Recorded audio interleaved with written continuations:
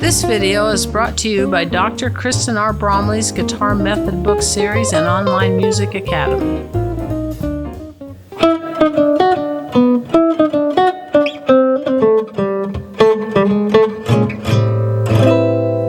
Hi, I'm Dr. Kristen Bromley. Welcome to my online academy. It's so great to have you joining me here in these online lessons. This is lesson 31 in this series that is all about jazz guitar, where we are really building line upon line, really getting in some core foundational things right now. Now, with this particular lesson, we're going to be going over a tune. So we like to do this every few lessons after we've worked on some different skills together. And in this lesson, we're especially going to be working on improvising in a minor key using those minor seventh chord tricks that we've been working on in the last few lessons. So this tune is called Swing It Hard. Down in the description below, there is a link where you can download a free copy of this in PDF format. So the sheet music in PDF format. The melody is written in both standard music notation and in tablature. I like to do that here. If you want to play jazz guitar, you really need to learn to read sheet music. You need to learn to read notation. So that's a good thing to do, and I've got method books that can help you with that. But it's also good to learn these melodies by ear, and the tablature can help you with that as well. So download that sheet music. I'm going to start us off here by just playing a little bit through this tune so you can get it in our ears. It's actually sort of a cover of the changes, the solo changes for Django Reinhardt's Minor Swing. We're not working on playing in the gypsy jazz style here in this lesson, though at some point in the course I'll do some lessons on playing in that gypsy jazz style. But we're using that chord progression that's so classic. It has the 1-4-5-1, 4-1-5-1, and it's just a great sound. Now, slight difference with this tune, and that's that we're using minor seventh chords, whereas Django Reinhardt's tune, he uses minor sixth chords. But same kind of progression, super fun progression. I got a new tune for us here. I'm going to start off by playing that, then we'll come through, we'll talk through some of the improv techniques that we have been working on, just kind of review all the different types of things we've worked on so far that can be done over this tune, and we'll look at comping the chords in the Freddie Green style with those shell voicings that we've worked on, and we'll play together over some backing tracks at different tempos so that we can jam along together and you can get some ideas on playing with this. So I'm going to start us off, and you can play along if you want, or you can just listen. I'm going to play through the melody or the head one time through, and then I'll take a chorus of solo as well at 164 beats per minute with this backing track. It's going to give and in the snare drum, and then we'll be right in. Now, all the backing tracks in this lesson and all the lessons on the jazz course that have backing tracks are available on the channel for you to jam along with as much as you want to without me playing over the top. So there's links down in the description below for that. There's also the Jazz Jam Along playlist on the channel where you can find all the jam along backing tracks for the jazz course. Okay, so we'll hear and in the snare, and we'll be in so we can hear this tune.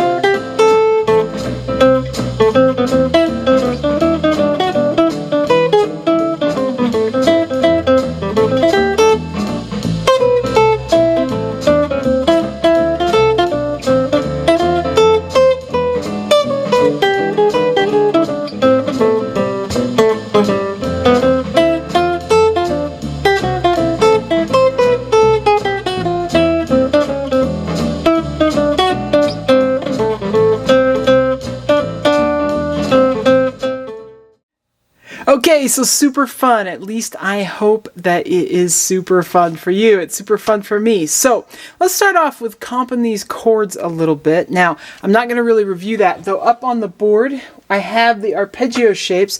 We've got the dots and the squares around the roots. I have squared out where the notes of the shell voicings are for the minor seventh chords, and also for that dominant seventh chord. So we have that fifth string form when we're playing the E7. So our chord progression has the A minor for 2 bars, D minor for 2 bars, and when I say minor, A minor 7, D minor 7, and then that E7 for 2 bars and back to A minor 7. Then we have D minor 7 and A minor 7, E7 and A minor 7, and then you get the little turnaround chord that you can throw in. You can actually throw it in for an entire measure there at the end, or just those last 2 beats. So again, if you missed it, down in the description below, there is a link where you can download a free copy of the sheet music in PDF format, and you want to do that. So we're going to go through and play in the Freddie Green style. If this is the first lesson you've jumped in on, there are lessons that go through the shell voicings and the Freddie Green style, but I'm just going to go ahead and play it. You can play right along with me so you can get that happening. Let's do it at a couple different tempos, starting with a nice, slow, even tempo. 1, 2, 1, 2, ready, and. So that's an A minor 7, then we got the D minor 7, then we got the E7, and we got the A minor 7, then the D minor 7, and the A minor 7, and the E7, and the A minor 7. And you can throw that little turnaround chord in there if you want to. Let's take it a little bit slower now. So you're going to have 1, 2, 1, 2, we got the A minor 7, then the D minor 7, then we got the E7, and the A minor 7, and the D minor 7, and the A minor 7, and the E7, and the A minor 7.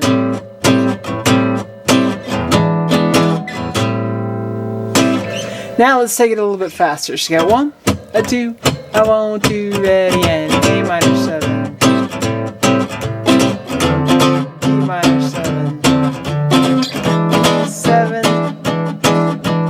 A minor 7, D minor 7, A minor 7, and E7, and A minor 7. And we can take it even faster. 1, 2, 1, 2, ready, and.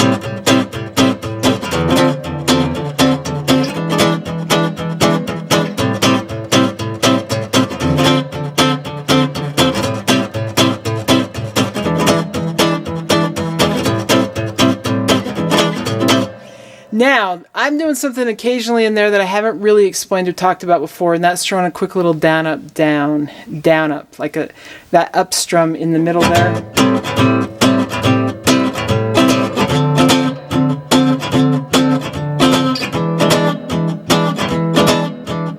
And I throw them in kind of to accent things on occasion. Now, that's not really strictly part of the Freddie Green style, but it's something that I do as a player a lot. So throw that in at a medium tempo. You can kind of get some ideas on places you could throw that up strum in there in a way that kind of gives a little bit of an accent, kind of like you would, a drummer would on the drums. A ding, ding, ding, ding, ga-ding, ga-ding, ding, ding. Or the swing groove comes at the quarter note level, but we throw in these eighth notes, can give it a little bit of variety and give some forward momentum. So you'd have 1, 2, 1, 2. Here's an example.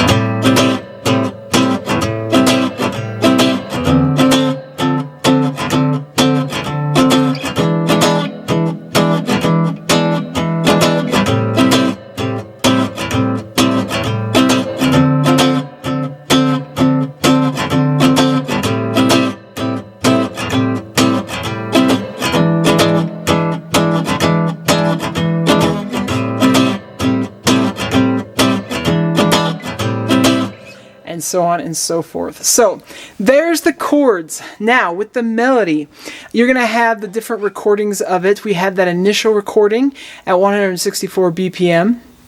But as we get going here, after I do some explanation on the improv side of things, you're gonna have it at 124 beats per minute and then 144 beats per minute.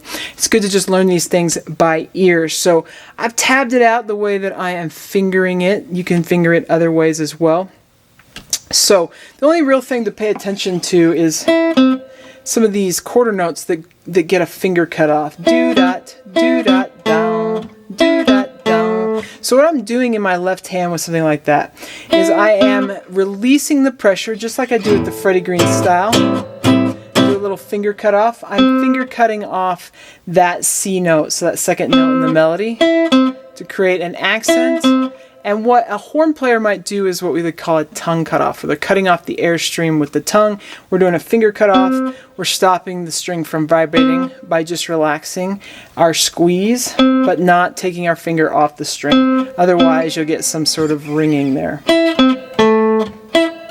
So there's a lot of spots that use that little dot sound. So you got do dot down, dot da dot. So there's one with that tied over eighth note to eighth note tied over the bar. And then you get that right there on beat 2, you've got it there. And then I use a little turn. And then you've got, again. So watch for that do-dot down, do-dot down. The eighth notes back to back are legato and connected, but those spots that have that do-dot, do-dot, do-dot, that's a classic sound in jazz. So you want to listen for that as you're working on getting this melody down. Okay, let's look at some of the improv.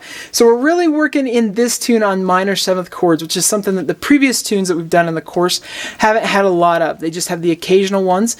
And when we were doing those at that point in the course, we'd only worked on improvising over minor 7th chords with the arpeggios, which I've got as a review up here on the board. The dots and then those squares, of course, are where the chord voicings are. And for the minor 7th chord, this flatted third in that chord voicing isn't in the actual arpeggio shape. And so that's a little bit different there. So that's why that's like that, showing you where that is. And then the dominant 7th chord. So we only worked on that. But in the last few lessons, we've been working on some other things that we can do with minor 7th chords. And I'm just going to go ahead and review it. If any of these things you need help with, you can check out the last 5 lessons that go through this. Of course, we can use the chord tones or the arpeggio notes. That's the first thing that we work on with any chord type, really. That's a really good thing to do. We've done that with the dominant 7th chords as well, and you got the one there for our E7. So we've got our A minor shape here. We've got our D minor shape there at the 5th fret, and the D minor, of course, anything we do on the top string we can also do on that low 6th string when we're working off our 5th string form. And then we've got the dominant 7th there off the 5th string as well. So then with the minor 7th chords, we learned that we can add the 4th, and I'm not going in order of those lessons, but I just have an order up here on the board. We can add the 4th, which is actually the notes of the minor pentatonic scale, which is a familiar scale. Now, to use it in the way we would use it when we're playing blues and rock is not really how we use it per se in jazz. So, but this is a color that we can throw in. We can also throw in the root 2 flat 3. So we can throw in that 2 sound. We can get that up to that flatted third kind of sound. That's kind of a great thing to do. Sounds great. You can go either way. We can have the 9th as a chord tone. It doesn't just have to be a passing tone, the 2 or the 9. We can sit there on it. It's just kind of a great sound.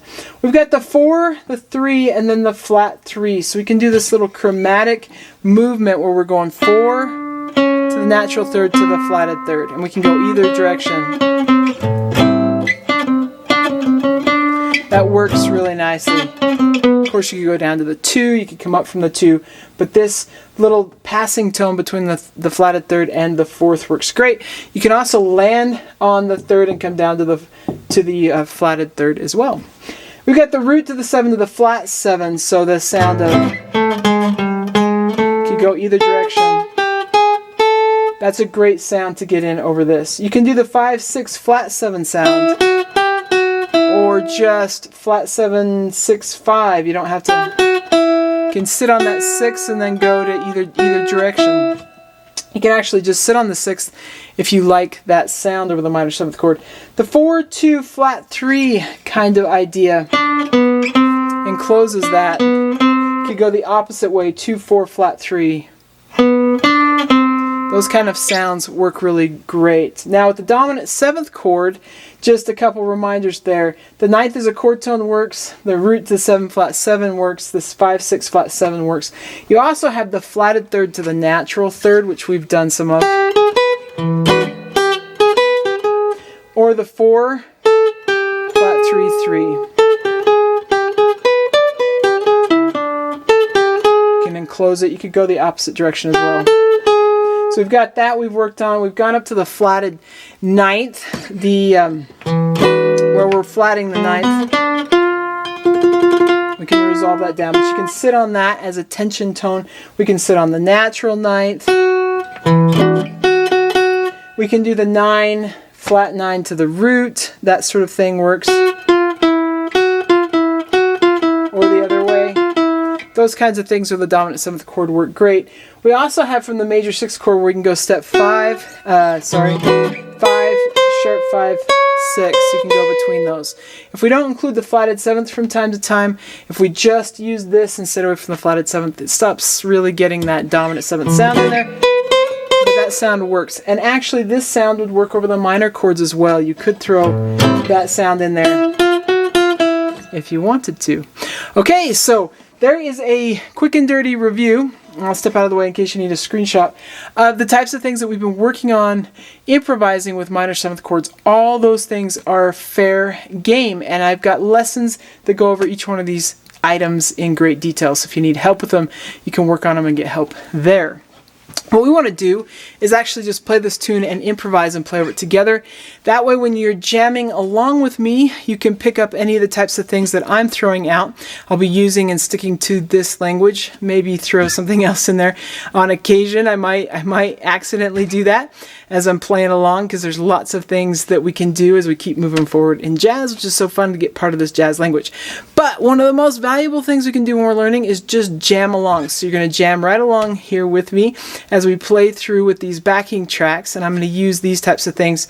If you find anything you really like, you can just watch it and steal those ideas, but also just kind of pick up intuitively what's happening, get some things inside. So we're going to start off at a nice slow 124 beats per minute.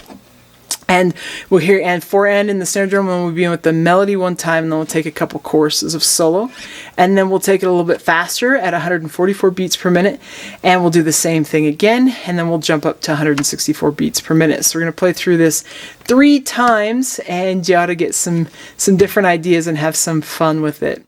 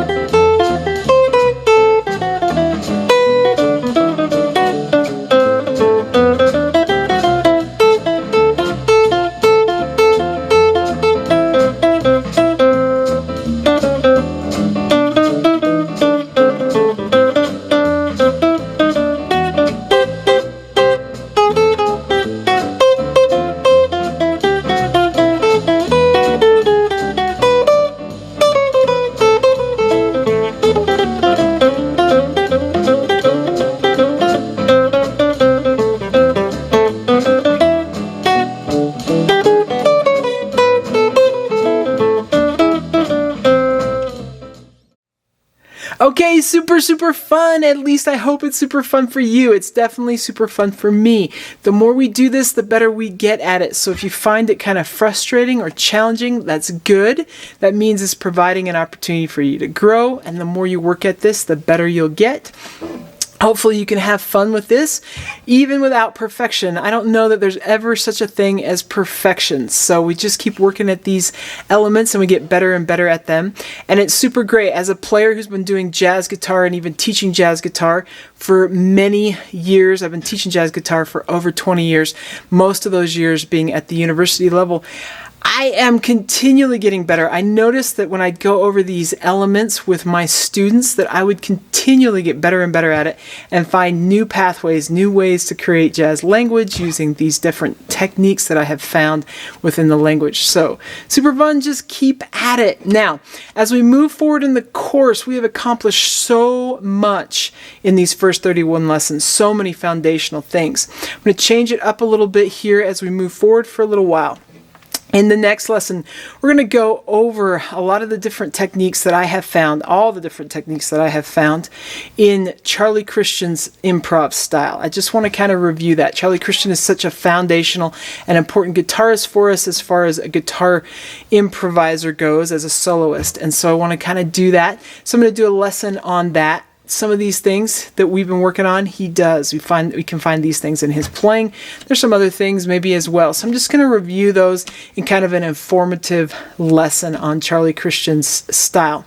And then we need to jump back to the chords. So far in the series, all we've worked on is the shell voicings. So we're going to look at some other voicings where we start getting the 9ths and the 13ths, the 11ths in there, the 5th in there. So we're going to get some other colors, some cool voicings, and work on comping with those voicings. And then as we move forward, we need to learn some more shapes. And we're going to work on some scales and some licks and start getting some things in. And then we're going to move into the bebop language. And we're going to take that bebop language and break it down and work on the different elements the same way we've been working on this. Now, a lot of these things are found in the bebop language. But the bebop language has way more stepwise motion.